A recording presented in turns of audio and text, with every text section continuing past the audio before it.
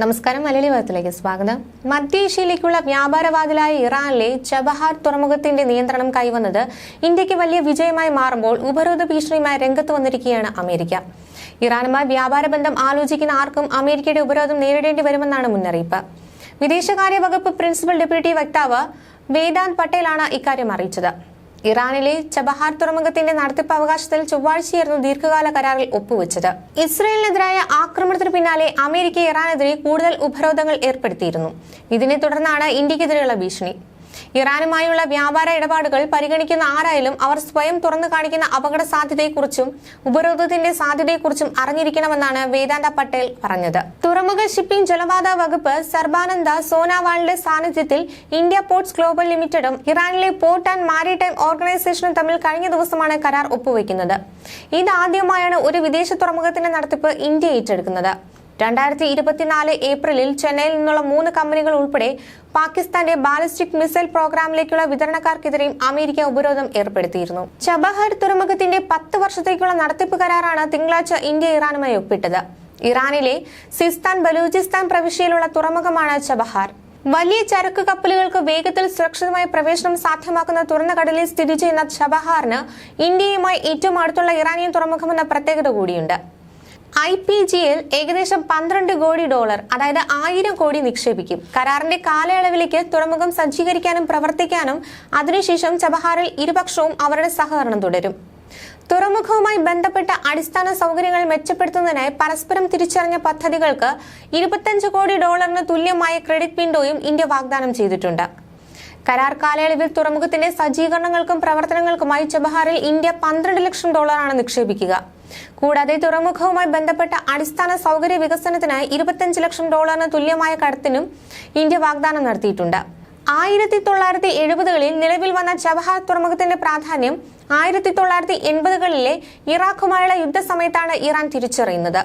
2002 അന്നത്തെ പ്രസിഡന്റ് സയ്യിദ് മുഹമ്മദ് ഖദാമിയുടെ കീഴിൽ ഇറാന്റെ ദേശീയ സുരക്ഷാ ഉപദേഷ്ടാവായിരുന്ന ഹസൻ റുഹാനിയാണ് ആദ്യമായി ഇന്ത്യയുമായി തുറമുഖം സംബന്ധിച്ച ചർച്ച നടത്തുന്നത്. 2003 ജനുവരിയിൽ ഇറാൻ രാഷ്ട്രപതി മുഹമ്മദ് ഖദാമിയും അന്നത്തെ ഇന്ത്യൻ പ്രധാനമന്ത്രി അടൽ ബിഹാരി വാജ്പേയിയുമാണ് തന്ത്രപ്രധാനമായ സഹകരണത്തിന് ആദ്യ നേതൃത്വം നൽകുന്നത്. ദക്ഷിണേഷ്യയെ പേർഷ്യൻ ഗൾഫ്, അഫ്ഗാനിസ്ഥാൻ, മധ്യേഷ്യ, യൂറോപ്പ് എന്നിവയുമായി ബന്ധിപ്പിക്കാൻ സാധിക്കുന്ന തുറമുഖമെന്ന നിലയ്ക്കാണ് ചബഹാർ തുറമുഖത്തിന്റെ കാര്യത്തിലും ഇരു രാജ്യങ്ങളും ധാരണയിലെത്തിയത്. പാകിസ്ഥാനിലൂടെ കടക്കാതെ അഫ്ഗാനിസ്ഥാനിലേക്ക് ബന്ധിപ്പിക്കുന്ന മാർഗമെന്ന നിലയ്ക്കും ഇന്ത്യക്ക് അതിപ്രധാനമാണ് ചബഹാർ. എന്നാൽ പ്രസിഡന്റ് ജോർജ് W. ബുഷിന്റെ കീഴിൽ അമേരിക്കയുമായുള്ള ഇന്ത്യയുടെ വളർന്നു വന്ന സാഹചര്യത്തിൽ ഇറാനുമായുള്ള ധാരണയിൽ കാലതാമസമുണ്ടായി. ഇറാഖും ഉത്തര കൊറിയയും പോലെ ഇറാനും തിന്മയുടെ അച്ചുതണ്ടിൽ ഒന്നാണെന്ന് അമേരിക്ക പ്രഖ്യാപിച്ചതോടെ പദ്ധതിയും വെള്ളത്തിലാവുകയായിരുന്നു. അമേരിക്ക ഇറാനുമായുള്ള തന്ത്രപ്രധാനമായ ബന്ധം ഉപേക്ഷിക്കാൻ പിന്നീട് പ്രേരിപ്പിക്കുകയായിരുന്നു. ഇതോടെ ചബഹാർ പദ്ധതി ദുരന്തമായി. പിന്നീട് 2015 ശേഷമാണ് ഇന്ത്യ ഇറാനുമായുള്ള ചർച്ചകൾ പുനരാരംഭിക്കുന്നത്. അഷ്റഫ് ഘനിയായിരുന്നു അന്നത്തെ ഇറാൻ ഭരണാധികാരി. 2015 ഏപ്രിലിൽ അദ്ദേഹത്തിന്റെ ഇന്ത്യൻ സന്ദർശനത്തിൽ പ്രധാനമന്ത്രി നരേന്ദ്രമോദിയുമായി തുറമുഖം സംബന്ധിച്ച ധാരണ വീണ്ടും ഉണ്ടായി.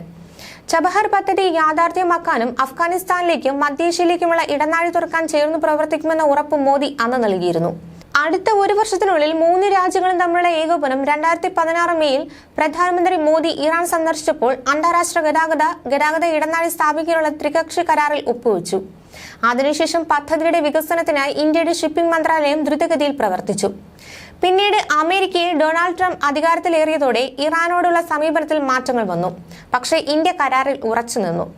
അഫ്ഗാനിസ്ഥാനിലേക്കൊരു ഇടനാഴി എന്ന കാരണം ചൂണ്ടിക്കാണിച്ച് അന്ന് അമേരിക്ക ഇന്ത്യക്ക് പച്ചക്കൊടി വീശുകയും ചെയ്തിരുന്നു.